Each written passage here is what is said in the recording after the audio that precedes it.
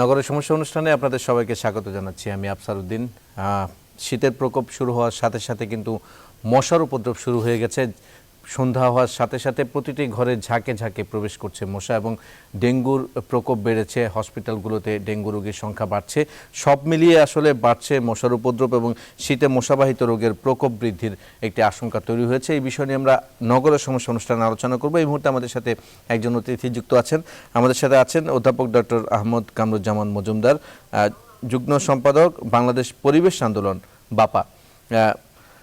Doctor Ahmad Kamruzzaman Majumdar, আপনাকে স্বাগত জানাচ্ছি আমাদের আজকের নগরের সমস্যা অনুষ্ঠানে। আপনাকে স্বাগত এবং সেই সাথে একটি বিষয় দিয়ে শুরু করতে চাই যে মূলত আমরা দেখেছি যে বিভিন্ন সময়ে ডেঙ্গু প্রতিরোধে বা মশা নিধনে নানা রকম কার্যকরী পদক্ষেপের কথা সরকার বা প্রশাসনের পক্ষ থেকে বলা হচ্ছে এবং যদি প্রশ্ন থেকে যায় যদি ভালোভাবে বা কার্যকরী পদক্ষেপ নেওয়া হয় তাহলে এখন মশার উপদ্রব এতটা বাড়বে কেন, এখন কেন ডেঙ্গুর প্রকোপ বাড়বে? এর সপক্ষে বা বিপক্ষে কি ধরনের যুক্তি আপনি বলবেন? একজন পরিবেশ বিজ্ঞানী হিসেবে আপনার মতামত চাই। জি, ধন্যবাদ নিউজ 24-কে এরকম একটি গুরুত্বপূর্ণ বিষয়ে আলোচনার অবতারণা করার জন্য। দেখুন, ঢাকা পৃথিবীর সবচেয়ে অবসবাসযোগ্য শহরগুলোর ভিতরে একটি। দ্য ইকোনমিক্সের ইন্টেলিজেন্স ইউনিট গত 2-3 বছরের যে র্যাঙ্ক করছে, ঢাকা পৃথিবীর দ্বিতীয় অবসবাসযোগ্য শহর এবং এই অবসবাসযোগ্য শহরের তালিকায় চলে আসার অন্যতম একটি কারণ ঢাকার সামগ্রিক পরিবেশ। আর সেখানে এই যে জীবনযাত্রার যে বিভিন্ন অনিরাপত্তা আছে সেটিও উল্লেখযোগ্য এবং মশা আর মতো একটি দীর্ঘস্থায়ী সমস্যা, এটিও কিন্তু এই অবসবাসযোগ্য শহরের তালিকায় নিয়ে আসার অন্যতম একটি কারণ। এবং এই মশার সমস্যাটা এটি নতুন না, এটির ইতিহাসও কিন্তু অনেক আগে থেকে আছে। আমরা সেই মেয়র হানিফ সাহেবের আমল থেকে কিন্তু আমরা দেখে আসছি ঢাকার অন্যতম প্রধান সমস্যাটি হলো মশার এবং মশা, চিকুনগুনিয়া, ডেঙ্গু, মশাবাহিত অন্যান্য রোগগুলো আমরা কিন্তু দেখে আসছি। বর্তমানে এই যে সরকারের সীমিত পরিসরের বিভিন্ন পদক্ষেপ, আমি বলবো সীমিত পরিসর এই কারণে বলবো যে মশার উপদ্রব কখনোই কর্তৃপক্ষের বিভিন্ন পদক্ষেপের কারণে কিন্তু কমে নেই। আমরা আপনার এই পয়েন্ট দিয়েই পরবর্তীতে আপনার সাথে আলোচনায় আসছি। এই মুহূর্তে আসলে একদম বাস্তব চিত্র কি সেই বিষয়ে আমরা একটু জানবো। আমাদের সাথে এই মুহূর্তে আমাদের সহকর্মী তালুকদার বিপ্লব আছেন হাতিরপুলে। আমরা রাজধানীর চিত্র তো মোটামুটি যারা রাজধানীতে থাকেন সবাই জানেন, তারপর হাতিরপুল থেকে আমাদের তালুকদার বিপ্লব কি তথ্য দিবেন এই বিষয়ে, সে বিষয়ে জানবো। তালুকদার বিপ্লব, আপনাকে স্বাগত জানাচ্ছি আমাদের আজকের নগরের সমস্যা অনুষ্ঠানে। আমরা মশার উপদ্রব বাড়ছে এবং শীতকালীন সময়ে মশাবাহিত রোগীর সংখ্যাও বাড়ছে। সেই বিষয়কে সামনে রেখে আসলে মশা নিয়ে আপনার কাছে সর্বশেষ কি তথ্য আছে আমাদের জানাবেন।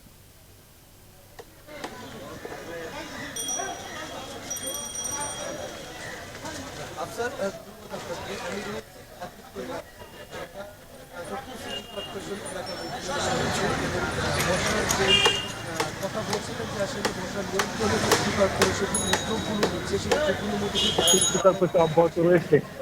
আসলে বিভিন্ন অভিযানের ফলে বাসাবাড়িগুলো, আবাসিক এলাকাগুলোতে কিন্তু মশার যে উপদ্রব, সেই উপদ্রব অনেকটা কমে আসতো। আসলে বিশেষ করে রাজধানীর যে বিভিন্ন এলাকায় বিভিন্ন যে বাজারগুলো রয়েছে, সেই বাজারগুলো কিন্তু মশার উৎপাদনের একটি কেন্দ্রস্থল হতে পারে, সেটি কিন্তু নিঃসন্দেহে বলা যেতে পারে। কারণ আপনি জানেন যে যেহেতু এখানে বিভিন্ন মানুষের খাদ্য সামগ্রী বিক্রি হয়, সেই ক্ষেত্রে যে এইসব জায়গায় আসলে মশার ওষুধটি আসলে নিয়মিত ছিটানোর ক্ষেত্রে কিন্তু কর্তৃপক্ষ কিন্তু একটু ভেবে চিনতে কিন্তু করে থাকে। কিন্তু আপনি জানেন যে যেসব বাজারগুলো রয়েছে রাজধানীর, যে যেসব বাজারের ড্রেন রয়েছে, ড্রেন থেকে শুরু করে এখানে যে বিভিন্ন জায়গায় অব্যবস্থাপনা ভাবে যে বিভিন্ন পানি জমে থাকা, এই জমে থাকার ফলে কিন্তু এই আবাসিক এলাকাগুলোতে যতটুকু আসলে মশা নিয়ন্ত্রণ করা সম্ভব হচ্ছে তার থেকে বেশি কিন্তু আসলে এই ধরনের যেসব জায়গায় আসলে সিটি কর্পোরেশন চাইলেও তাদের ইচ্ছে মতো আসলে তারা ওষুধ ছিটাতে পারছে না। সেসব জায়গাতে কিন্তু মশার একটি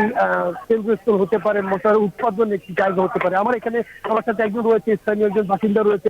আসলে আপনার কাছে জানবো যে সিটি কর্পোরেশনের উদ্যোগ, মশার যে নিয়ন্ত্রণের ব্যাপারে যে উদ্যোগ নিয়েছে, সেই উদ্যোগের ব্যাপারে একটু বলবেন আপনি। নিঃসন্দেহে উদ্যোগ যেটা নিয়েছে পূর্বের তুলনায় অনেকটাই ভালো। তারপরেও আমাদের কিছু ত্রুটি থেকে যায়। যেমন কৃমি অভিযান বলতে হলে যে জায়গায় মশা জন্মগ্রহণ করবে সেই জায়গায় আমাদের মশার ওষুধ ছিটানো হবে। তারপরেও বাসা বাড়ির আশেপাশে আরেকটু বেশি অর্থাৎ কিছুদিন পর পরই যদি মশার ওষুধ ছিটানো হয় তাহলে আরো ভালো হয়, কারণ আমরা বাসা বাড়ির ভিতরেও যে একটা মশা পাই, ভালোই পাই মোটামুটি। সেজন্য এই জায়গাও যে অব্যবস্থাপনা, তারপরে আইল্যান্ড গুলো, যে ডিভাইডার গুলো যে কোনো ময়লা আবর্জনা আছে এগুলোও যদি রাত্রে কর্মীর মাধ্যমে পরিষ্কার করা হয় তাহলে অনেক অংশে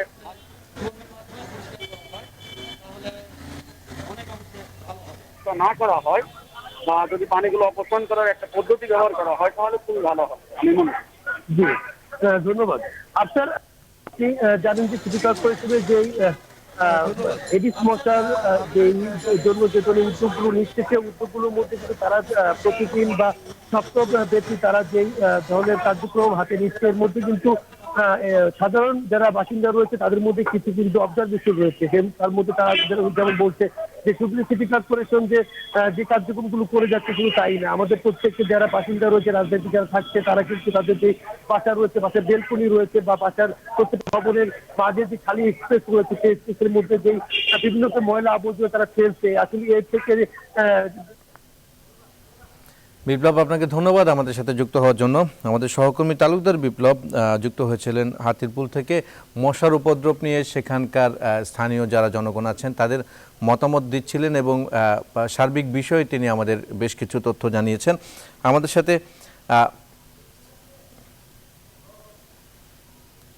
সাথে এই মুহূর্তে আমাদের অতিথি আছেন, যুক্ত আছেন, আমাদের সাথে আছেন অধ্যাপক ডক্টর আহমদ কামরুজ্জামান মজুমদার।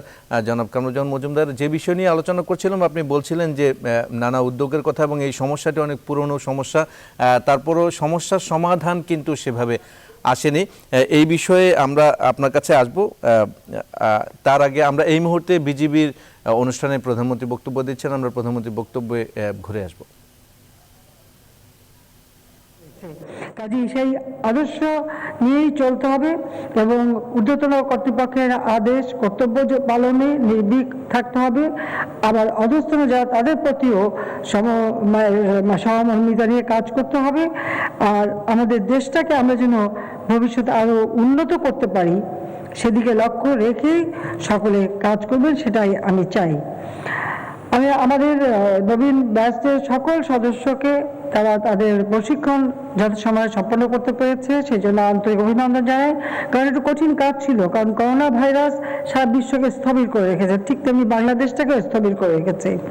সেই ক্ষেত্রে তারপরেও আমি মনে করি এই ধরনের একটা সমস্যার মধ্যেও আজকে ট্রেনিংটা সম্পন্ন হয়েছে। আর আমার এটা খুব দুঃখ লাগছে যে আমি নিজের সশরীরে উপস্থিত থাকতে পারলাম না, আজকে আমাকে ভার্চুয়াল করতে হচ্ছে, সেটা করোনার কারণে।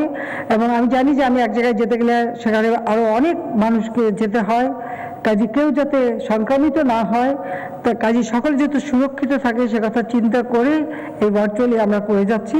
কিন্তু তারপর আমি বলবো যে আমি অভিনন্দন জানাই বিশেষ করে আজকে যে নবীন সৈনিক হিসেবে বক্ষ নম্বর 431 রিক্রুট মোহাম্মদ খোকন মোল্লাকে প্রথম স্থান অর্জন করার জন্য আমার আন্তরিক শুভেচ্ছা জানাই।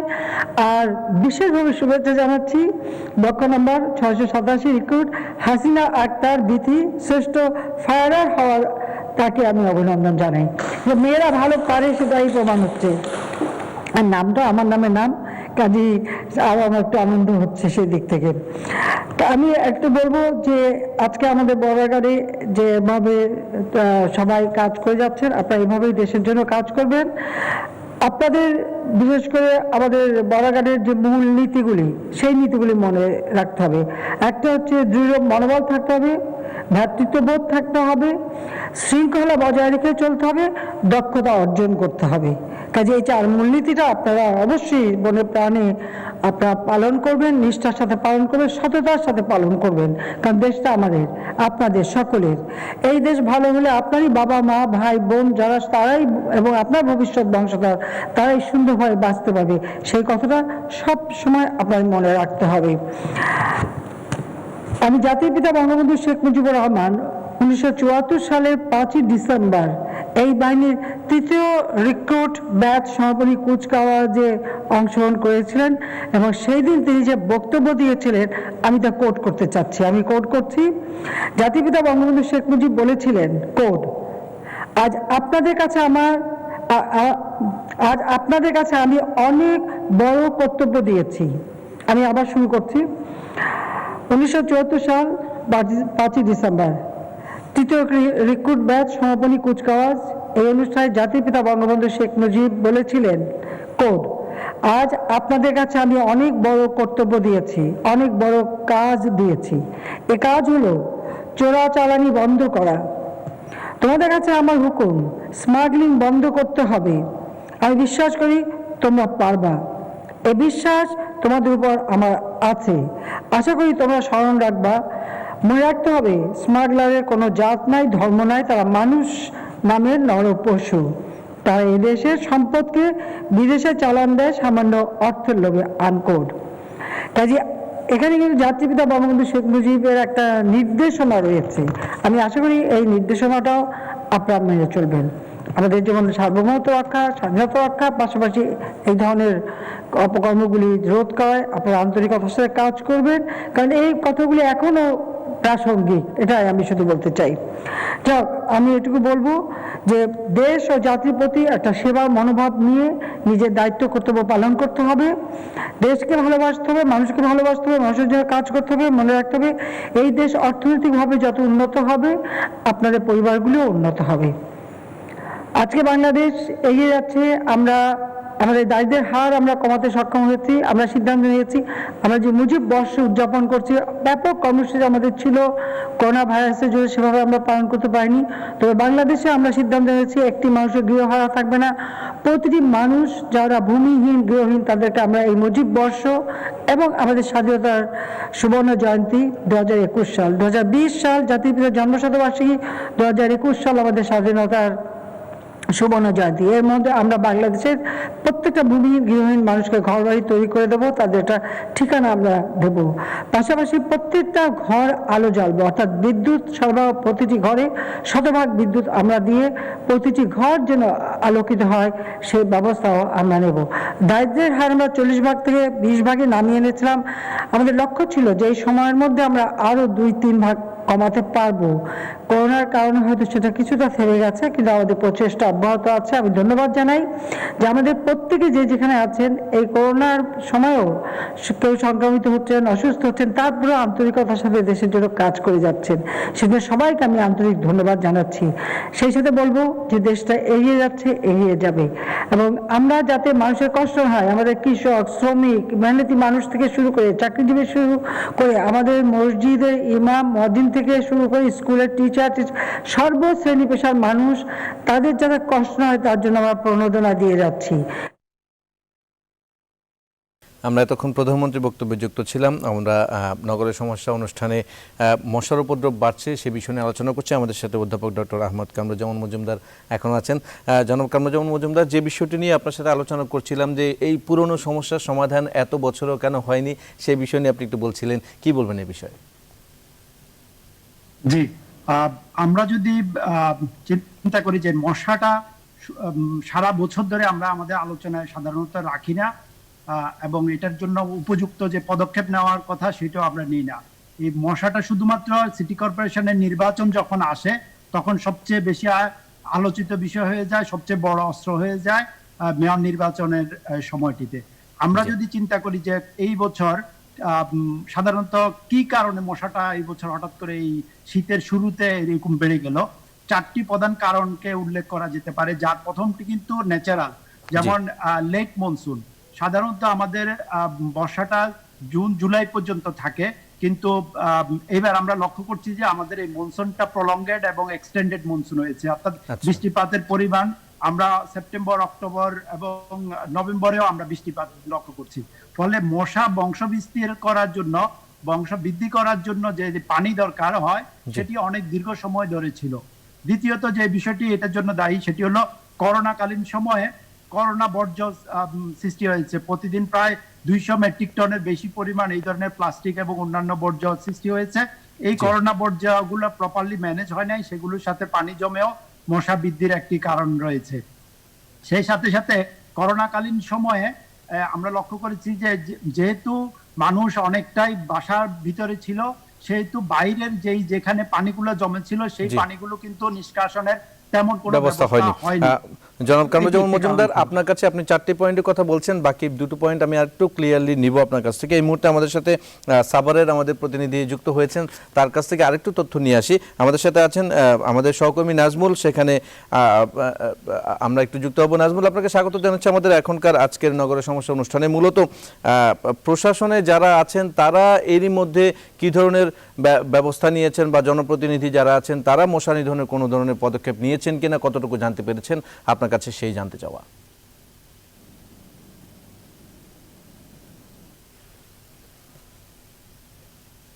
ধন্যবাদ আপনাকে। আপনি যেমনটি বলছিলেন যে সাভার কিন্তু একটি প্রথম শ্রেণীর পৌরসভা, এবং সেই প্রথম শ্রেণীর পৌরসভার কিন্তু আসলে সাভারে যে মশার যে উপদ্রব সেটা কিন্তু একটু বৃদ্ধি পেয়েছে। এবং আপনি তারপরেও জানেন যে গত বছর কিন্তু যে ডেঙ্গু বা মহামারী আকারে কিন্তু অনেক হয়েছিল। সাভার পৌরসভায় কিন্তু সেই অর্থে এ ধরনের কোনো আক্রান্ত হয়নি, কিন্তু ম্যালেরিয়া ছিল। এবং এছাড়াও কিন্তু আপনার এই যে করোনাকালীন যে এখন যে বর্জ্যগুলি ফেলা হচ্ছে, যার কারণে আসলে আমি এই সম্পর্কে সাভার পৌরসভার যে মেয়র রয়েছে তার কাছে আসলে জানতে চাবো, আপনারা কি ব্যবস্থা নিয়েছেন? এই যে মশা তো একটি অতি ক্ষুদ্র প্রাণী, সেটা তো মানুষের অ্যাকচুয়ালি ঘুমের অনেক যন্ত্রণা করছে, সেই ক্ষেত্রে আপনারা বিশেষ কোনো ব্যবস্থা নিয়েছেন কি? ধন্যবাদ। মশা যদিও খুব ক্ষুদ্র প্রাণী, কিন্তু এর যন্ত্রণা অনেক। মশার কামড়ে মানুষ কিন্তু অতিষ্ঠ হয়ে যায়, এবং মশার কামড়েই এই যে ডেঙ্গু, চিকুনগুনিয়া এই সমস্ত রোগের প্রাদুর্ভাব কিন্তু দেখা যায়। আপনারা লক্ষ্য করবেন, ঢাকা শহরে যখন ডেঙ্গুর প্রভাব খুব ব্যাপকভাবে বিস্তার লাভ করলো, আল্লাহর অশেষ রহমতে আমার পৌরসভা এলাকায় আমরা এমন সতর্ক অবস্থায় ছিলাম, যার ফলে আমাদের সাভার পৌর এলাকায় কোনো ডেঙ্গু রোগীর কোনো সন্ধান আমরা পাই নাই। আমরা ডেঙ্গু রোগী আছে বলে কোনো জায়গায় কোনো হাসপাতাল বা কাউ আমাদের কাছে রিপোর্ট করে নাই। ইনশাআল্লাহ সাভার পৌরসভার মানুষ কোনো ডেঙ্গু রোগে আক্রান্ত পর্যন্ত হয় নাই। এবং এই ডেঙ্গু নিয়ন্ত্রণের জন্য, এই মশা নিয়ন্ত্রণের জন্য আমরা ব্যাপক কর্মসূচি গ্রহণ করেছি। আমরা সরকারের থেকে আমরা কিছু তহবিল পেয়েছি এই ব্যাপারে, মশা নিধনের জন্য আমরা এই ছিটানোর জন্য, ওষুধ ছিটানোর জন্য। তাছাড়া আমাদের পৌরসভার পক্ষ থেকে আমরা এর জন্য একটা বরাদ্দ আমরা রেখেছি, প্রায় 3 লক্ষ টাকার মতো আমরা ওষুধ অলরেডি কিনেছি, আমাদের ফগার মেশিন কিনেছি। তারপরে যে মশার যে লাভা তৈরি করে, যেখান থেকে মনে করেন মশাটা উৎপাদন হয় লাভা, ওই লাভা ধ্বংস করার জন্য আমরা প্রত্যেক ওয়ার্ডে একটা করে মেশিন আমরা দিয়ে দিচ্ছি, স্প্রে মেশিন।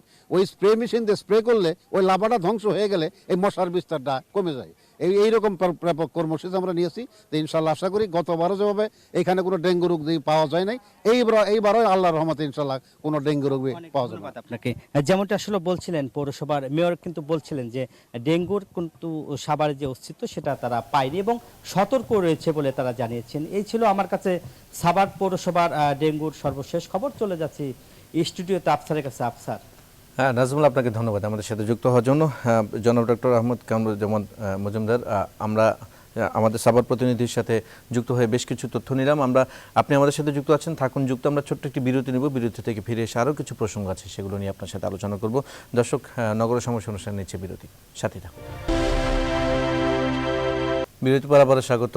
নগরের সমস্যা অনুষ্ঠানে আমরা বাড়ছে মশার উপদ্রব এবং শীতে মশাবাহিত রোগের প্রকোপ বৃদ্ধির আশঙ্কা, এই বিষয় নিয়ে আলোচনা করছিলাম। আমাদের সাথে অতিথি হিসেবে আজকে অধ্যাপক ডক্টর আহমদ কামরুজ্জামান মজুমদার উপস্থিত আছেন, যুগ্ম সম্পাদক বাংলাদেশ পরিবেশ আন্দোলন বাপা। জনাব কামরুজ্জামান মজুমদার, আপনি আমাদের সাথে যুক্ত থাকুন। আমরা আরেকটিবার চট্টগ্রামের চিত্রটি দেখে এসে একবারে আপনার কাছে আলোচনা আসছে। আমাদের সাথে চট্টগ্রাম থেকে এই মুহূর্তে আমাদের সহকর্মী মুমু যুক্ত আছেন। মুমু, আপনাকে স্বাগত। এখনকার অনুষ্ঠানে মূলত মশা নিয়ে আমরা আলোচনা করছি। মশক নিধন নিয়ে কি কি কার্যকরী পদক্ষেপ আদৌ নেওয়া হয়েছে কিনা, এবং মশার কারণে কি ধরনের ভোগান্তি নগরবাসী, চট্টগ্রাম নগরবাসী পোহাচ্ছেন, সে বিষয়ে আপনার কাছে জানতে চাই।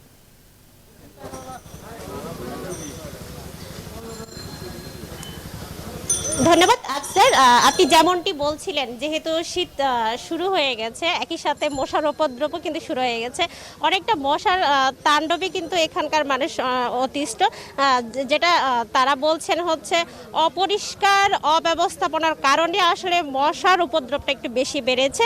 আর জেলা বিভিন্ন জায়গা থেকে কিন্তু মশা এই নিধনের কার্যক্রম কিন্তু এখনো শুরু হয়নি। যদিও সিটি কর্পোরেশন থেকে একটি কর্মসূচি তারা হাতে নিয়েছে, তবে মাঝে মধ্যে বিভিন্ন এলাকায় তাদের সেই কর্মসূচি দেখা যায় বলে এখানকার স্থানীয়রা বলেছেন। তবে মশা কিন্তু দমন করা যাচ্ছে না, কারণ হচ্ছে আপনি নিশ্চয়ই ক্যামেরা চোখে দেখতে পাচ্ছেন বিভিন্ন ময়লা আবর্জনার কারণে আসলে এখানকার নগরবাসীরা আসলে অতিষ্ঠ। তারা বলছেন যে এই ময়লা আবর্জনার কারণে আসলে মশার উৎপাতটা একটু বেশি বেড়েছে, এবং এই ময়লা আবর্জনা যদি অপসারণ করা না যায় আসলে মশার বাহিত যে রোগ ছড়িয়ে পড়ছে তাদের মধ্যে, সেটি আসলে নিয়ন্ত্রণ করা যাবে না। এরই মধ্যেই কিন্তু চট্টগ্রামে ডেঙ্গু রোগীর সংখ্যাও কিন্তু আস্তে আস্তে বাড়তে শুরু করেছে। বিভিন্ন জায়গায় কিন্তু মশার যেই উপদ্রব, সেই উপদ্রবের কারণে স্থানীয়রা কিন্তু অতিষ্ঠ। তারা বলছেন যদি সঠিকভাবে ময়লা অপসারণ করা যায়, বিভিন্ন জায়গায় মশা নিধন ওষুধ ছিটানো যায়, তাহলে হয়তো এই মশা থেকে তারা রক্ষা পাবে। আফসার। মোমো, আপনাকে ধন্যবাদ আমাদের সাথে যুক্ত হওয়ার জন্য। চট্টগ্রাম থেকে আমাদের সহকর্মী মোমো যুক্ত হয়েছিলেন। সেখানে নগরবাসী কী ধরনের সমস্যা পোহাচ্ছেন মশার উপদ্রবের কারণে, কেন মশা কমছে না সেই কারণটিও দেখাচ্ছিলেন। ময়লা আবর্জনা ব্যবস্থাপনা নিয়ে তিনি বিশেষভাবে উল্লেখ করেছেন। জনাব আহমদ কামরুজ্জামান মজুমদার, আমরা আলোচনায় ফিরবো। আপনি 4টি কারণের কথা বলছিলেন, কি কারণে মশা উপদ্রব কমছে না, তার পাশাপাশি আর কি কারণ থাকতে পারে, কার কার অবহেলা থাকতে পারে, সে বিষয়গুলো একটু আপনার কাছে জানতে চাই। জি, যেমনটি আগে বলছিলাম আমি, যে একটি হলো দেরিতে বর্ষা এবং প্রলঙ্গেড বর্ষার কারণে মশার উপদ্রব বাড়ছে। করোনাকালীন সময়ে আমাদের কিছু অবহেলা ছিল এবং করোনা ওয়েস্ট রিলেটেড কতগুলো কারণ ছিল, এবং ওই সময়ে পরিষ্কার পরিচ্ছন্নতার অভাব লক্ষ্য করেছিলাম। কিন্তু এর সাথে সাথে আরেকটি খুব গুরুত্বপূর্ণ বিষয় হলো বড় বড় যে প্রকল্পগুলো কাজ চলছে আমাদের মেট্রো রেল সহ বিআরটি নামে যেগুলো আছে, এই প্রকল্পগুলো কিন্তু কাজ শুরু হওয়ার পর থেকেই আমরা লক্ষ্য করি যে ঢাকাতে সহ ঢাকার সমস্ত এলাকায় কিন্তু মশার উপদ্রব অনেক বেড়ে গেছে। আপনি হয়তো খেয়াল করেছেন যে 2016 সালের পর থেকে কিন্তু এই হঠাৎ করে ডেঙ্গু, চিকনগুনিয়া এই রোগগুলোর আক্রান্ত সংখ্যা বেড়েছে এবং মানে সিগনিফিকেন্টলি বেড়েছে। এর আগেও ছিল তুলনামূলকভাবে কম, কিন্তু হঠাৎ করে অনেক বেড়েছে। এবং 2016 সালের জুলাই মাস থেকে কিন্তু আমাদের বড় প্রকল্পগুলো শুরু হয়েছে, বিশেষ করে মেট্রো রেলের কাজ জুলাই মাস থেকে শুরু হয়েছে। সো এই প্রকল্প কাজ করতে গিয়ে বিভিন্ন জায়গায় রাস্তা খোঁড়াখুড়ি করা হচ্ছে এবং অনেক জায়গায় অসম্পূর্ণভাবে কাজ ফেলে রাখা হচ্ছিল, এবং রাস্তার পাশে নির্মাণ সামগ্রী রেখে ছিল এবং সেখানে কিন্তু জলাবদ্ধতা সৃষ্টি হচ্ছিল। ফলে এই একটি কারণেও কিন্তু মশার উপদ্রব বেড়েছে। এবং সাধারণ মানুষের কিছু অবজারভেশন আছে, উৎপত্তি স্থল যেখানে মশা জন্ম নেয় সেখানে ওষুধ না ছিটানো এবং ওষুধের কার্যকারিতা নিয়ে কিন্তু সাধারণ মানুষের অনেক জানতে চাওয়ার আছে, আসলে এই ওষুধগুলো ভালো কিনা আদৌ। যে আমি সে জায়গাতে আসছি। এইভাবে বিভিন্ন কারণে যখন মশার উপদ্রব বাড়লো, কিন্তু মশাকে নিয়ন্ত্রণ করার জন্য যে নিয়ন্ত্রণকারী সংস্থা প্রধানত দায়িত্বপ্রাপ্ত সিটি কর্পোরেশন, আমরা কিন্তু সিটি কর্পোরেশনের তেমন কোনো উদ্যোগকে লক্ষ্য করছি না। বলা চলা যে তাদের কিন্তু অবহেলা লক্ষ্য করেছি আমরা। নির্মাণ কাজ এবং অন্যান্য কাজগুলো তদারকি করাও কিন্তু সিটি কর্পোরেশন কিংবা পরিবেশ অধিদপ্তরের দায়িত্বের অন্তর্ভুক্ত ছিল, কারণ এই নির্মাণ কাজগুলোর অনুমোদনও কিন্তু সিটি কর্পোরেশন দিয়ে থাকে। সিটি কর্পোরেশন কোনোভাবেই এটির দায়িত্ব এড়াতে পারেন না। দ্বিতীয়ত যে বিষয়টি, সেটি হলো যে কর্তৃপক্ষ যেই মশার যে ওষুধ ছিটানো হয়, আমরা গত বছরে লক্ষ্য করেছি যে তার মান সম্পর্কে কিন্তু মানুষের যথেষ্ট নেগেটিভ অবজারভেশন ছিল। অর্থাৎ মশার ওষুধ দিয়ে যাচ্ছে, কিন্তু মশার ওষুধের মেশিনের উপরেই কিন্তু মশাকে আমরা ঘুরাঘুরি করতে দেখেছি, এবং মশার ওষুধ দেওয়ার পরেও আমরা লক্ষ্য করেছি যে তেমন মশা কিন্তু কমে না বা মশার লার্ভাগুলো মরছে না। কারণ হলো সিটি কর্পোরেশন যে মশার ওষুধ ছিটানো হয় সেখানে পর্যাপ্ত রিসার্চ এবং ডেভেলপমেন্টের কাজ করা হচ্ছে না। জি অর্থাৎ মশা এবং এবং ছিটানোর তার যে পাশাপাশি লার্ভা কিন্তু আরো কিছু অবজারভেশন আমাদের নাগরিকদের আছে, সেটি হচ্ছে ডোবা নালাগুলো কিন্তু পরিষ্কার করাই হয় না, বছরের পর বছর একই রকম থেকে যায়। আবর্জনা ব্যবস্থাপনা আমরা মুমুর কাছ থেকে শুনেছি চট্টগ্রাম থেকে, এবং এরকম অনেক দায় কিন্তু তারা এড়াতে পারেন না, এরকম আপনারা বলতেই পারেন সাধারণ মানুষের এমন অভিযোগ আছে। আমরা অনুষ্ঠানে এই পর্যায়ে ছোট্ট একটি বিরতি নেব, বিরতি থেকে ফিরে এসে এর সমাধানের পথ আপনার কাছে জানতে চাইবো, কিভাবে সমাধান আসবে। থাকুন আমাদের সাথে। নগরের সমস্যা অনুষ্ঠানে আরেকবার স্বাগত আপনাদের সবাইকে। আমরা মশার সমস্যা এবং সমাধান নিয়ে আলোচনা করছিলাম। আমাদের সাথে এই মুহূর্তে অতিথি হিসেবে যুক্ত আছেন বাংলাদেশ পরিবেশ আন্দোলন বাপার যুগ্ম সম্পাদক অধ্যাপক ডক্টর আহমদ কামরুজ্জামান মজুমদার। জনাব মজুমদার, যে বিষয়টি নিয়ে অনেকগুলো কারণ কিন্তু আপনি বলেছেন মশা বাড়ার পেছনে এবং মশার উপদ্রব না কমার পেছনে, সমাধানের পথ আমরা বলেছিলাম খুঁজবো। কি সমাধান হবে? যদি টেকসই সমাধানের কথা বলতে চাই তাহলে কোন বিষয়গুলো আগে আসবে? জি, মশা থেকে আমাদেরকে যদি আমরা মশার সমাধান করতে চাই তাহলে দুটি ভাবে এটি সমাধান করা যায়। একটা হলো আমরা ইন্ডিভিজুয়াল লেভেল থেকে, অর্থাৎ ব্যক্তি উদ্যোগ থেকে আমাদের কিছু কিছু বিষয় দেখতে হবে। আবার আমরা কর্তৃপক্ষ বা সরকার বা সিটি কর্পোরেশনের কতগুলো কাজ যে অপরিহার্য সেগুলো করতে হবে।